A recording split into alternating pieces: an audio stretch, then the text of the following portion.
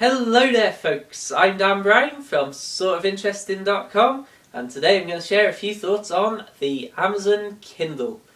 Now I'm sure that you've seen other videos and read up on the Kindle and you're well aware of the specs and the features, so don't worry, I'm not going to waffle on about that. Instead, I hope that I'm going to give you something far more useful, the thoughts and feelings of somebody who's been using the Kindle extensively.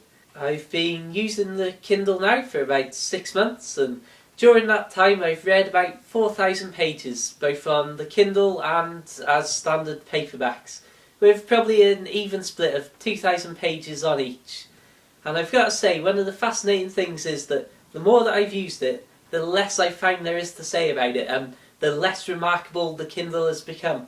Now that might sound like a pretty grim summary of things, but in fact that's actually the brilliance of the Kindle. The real magic of the Kindle is that I don't even think about using the Kindle at all.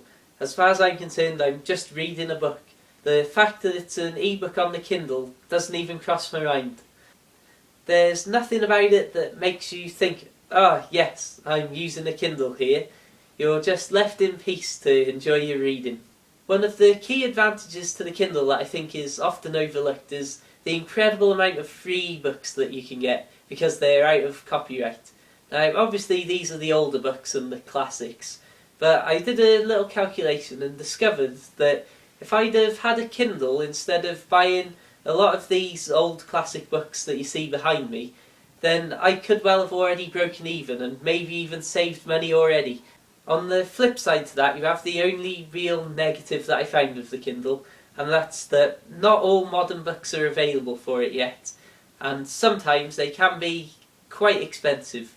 But I've got to say, in balance, it's only very rarely that I'll find a very expensive Kindle book, and pretty much everything that I've searched for personally I've managed to find at a reasonable price. One of the key features of the Kindle is obviously this rather nice 6-inch e-ink display, and it's got to be said, I am very impressed with it. It is very crisp and clear, and if you haven't seen one of these e-ink displays in real life, then it could well be difficult to understand just how different from LCD and LED screens it is.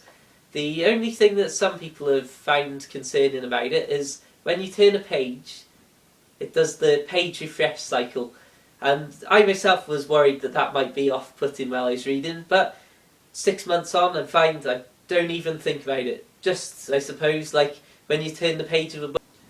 So, after goodness knows how many hours of reading on the Kindle over the last 6 months, I've got to say that I'm very impressed and definitely a happy Kindle customer, and we'll give this a hearty thumbs up. Now, if you've enjoyed this video or found it useful, then please check out the link in the description. You'll find more thoughts from me on the Kindle, as well as a few links to it on Amazon. Hint hint. Well, all that's left for me to say is thank you very much for watching. I hope you'll check out the website.